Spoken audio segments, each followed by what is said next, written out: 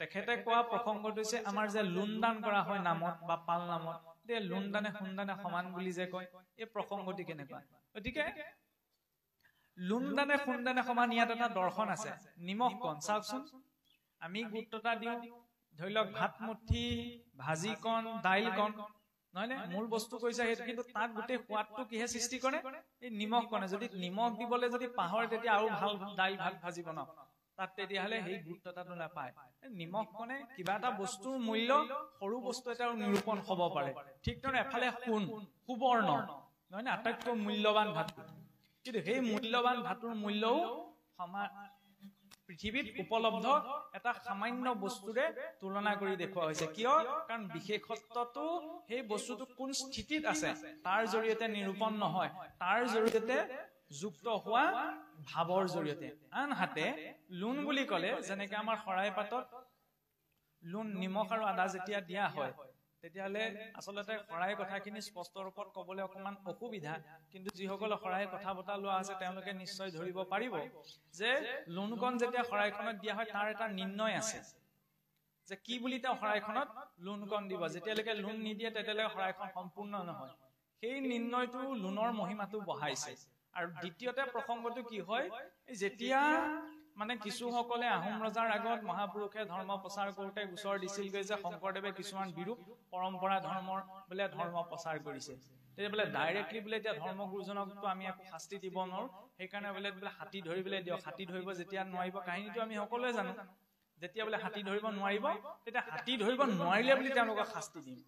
এতিয়া সেইমতে হাতী ধৰিবলৈ দিয়া হ'ল, কিন্তু হাতী ধৰিব নোৱাৰিলে, আৰু ৰজাৰ আদেশক্ৰমে তেতিয়া মহাপুৰুষৰ জোঁৱাই হৰি জোঁৱাই আৰু মাধৱদেৱক সৈন্যসকলে বন্দী কৰি লৈ গ'ল। যেতিয়া গম পালে যে মাধৱদেৱ বিয়া বাৰু কৰোৱা নাই, বৈৰাগী, গতিকে এওঁক মাৰিবলৈ কি লাভ, এওঁক মাৰিলে দুখ কৰিবলৈ কোনো নাই, তাৰ বিপৰীতে হৰি জোঁৱাইক মৃত্যু দিহা দিলে যে এওঁক হৰি জোঁৱাইক যদি বোলে মৃত্যুদণ্ড দিওঁ তেতিয়া পৰিয়ালৰ লোকসকলে দুখ কষ্ট নকৰি মোৰ কোপ কিমান সেইটো বোলে বুজিব পাৰিব, সেইবুলি হৰি জোঁৱাইক মৃত্যুদণ্ড দিলে। আৰু তেতিয়াই মহাপুৰুষে কি কৰিছিল, অসমত পোন প্ৰথমবাৰৰ বাবে নিৰক্ষৰী ঘোষাৰে পালনাম আৰম্ভ কৰিছিল। কাৰণ নামঘোষাত হেজাৰী ঘোষা আছে, এহেজাৰ এটি ঘোষা, পালনামৰ যি ঘোষা সেয়া নিৰক্ষৰী ঘোষা। পালনামৰ কথা বতৰা গুৰুৱে শিষ্যক কাণে কাণে প্ৰদান কৰে, আৰু সেই নিৰক্ষৰী ঘোষা উচ্চাৰণ কৰি যেতিয়া পালনাম 7 দিন 7 ৰাতিৰ বাবে পালনাম আয়োজন কৰিছিল, তেতিয়া সেই নামৰ প্ৰভাৱতী বোলে মাধৱদেৱ আহি সেই স্থানত উপস্থিত হৈছিল।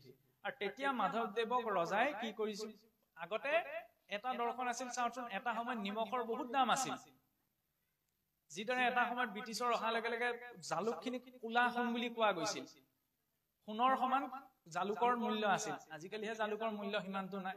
গতিকে আজিৰ পৰা 600-700 বছৰ আগতে সোণৰ সমান মূল্যৱান বস্তু আছিল লুণ, কাৰণ লুণ সহজে উৎপন্ন নহয় নহয়, সেইকাৰণেতো মহাত্মা গান্ধীয়ে সত্যাগ্ৰহ কৰিছিল নহয়নে, অসহযোগ আন্দোলনত লুণ উৎপন্ন কৰি, নহয়নে। কাৰণ আজিকালিহে পেকেটে, তেতিয়াতো ইমান কোম্পানী চোম্পানী নাছিল, গতিকে লুণ অকণমানৰ কাৰণে বহুত কষ্ট কৰিব লগা হৈছিল, সেইকাৰণে লুণৰ মূল্যটো ভৌতিকতাৰ দৃষ্টিৰে তেতিয়াও বহুত আছিল। গতিকে মাধৱদেৱক এই বৈৰাগী বুলি মাধৱদেৱৰ ভাৱ ভক্তি, পিছত কিছুদিন বন্দী কৰি ৰখাৰ পাছত তেওঁ যেতিয়া বন্দীশালত থাকিও কোনো বস্তু নোখোৱা নোপোৱাকে হৰি কীৰ্তন কৰি আনন্দ মনে থাকে, তেতিয়া তেওঁৰ মহিমা বুজি পাই পেলাই সেই মাধৱদেৱক পঠাওঁতে লগত অলপ চাউল আৰু লগত অলপ লুণ দি পঠাইছিল। আৰু তেতিয়া মাধৱ পুৰুষে আহি পেলাই সেই পালনামত অন্ন আৰু লুণ দিয়ে সেৱা অৰ্পণ কৰিছিল। আৰু তেতিয়াৰ পৰা এইটো পৰম্পৰা আৰম্ভ হ'ল যে নামত লুণ দানে সোণ দানে সমান, কাৰণ সোণৰ সমান মূল্যৱান বস্তু আছিল। আৰু তাৰ আন্তৰিক দৰ্শনটো হৈছে কি, সোণ যিদৰে মূল্যৱান, ঠিক তেনেদৰে অন্ন পাতখনত মূল সোৱাদটো কিহে সৃষ্টি কৰি দিব, সেই লুণ কণে। কিন্তু নিমখখনকতো আমি ইমান মূল্যৱান বুলি বস্তু বুলি নাভাবো, কিন্তু সেই সাধাৰণ দৃষ্টিত অমূল্যৱান বুলি কোৱা বস্তুটোৰ এটা যে বিশেষত্ব আছে, সেই বিশেষত্বটো ক'ত নিৰূপণ হৈছে, শৰাই পাতখনত।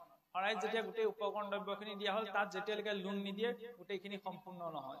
সেই নিৰ্ণয়টো কথা লোৱাসকলে বুজি পাব।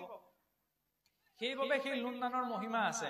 পালনাম পাতিলে সেইকাৰণে কি হয়, আমাৰ কিছুসকলে আন নিদিলেও সেই লুণ দান বা অন্নদান দি সেই নামত সেৱা লয়। কাৰণ পালনাম ভাগ হৈছে সকামী, কিবা এটা উদ্দেশ্য লৈহে সেই পালনাম পতা হয়, আৰু সেই উদ্দেশ্য তেতিয়া বোলে সিদ্ধি হয়। সেই বিশ্বাসটো তেতিয়াৰ পৰা আৰম্ভ হৈছিল কাৰণে নামত লুণ দান কৰি সেৱা লোৱাৰ এটা পৰম্পৰা আমাৰ সমাজত আছে।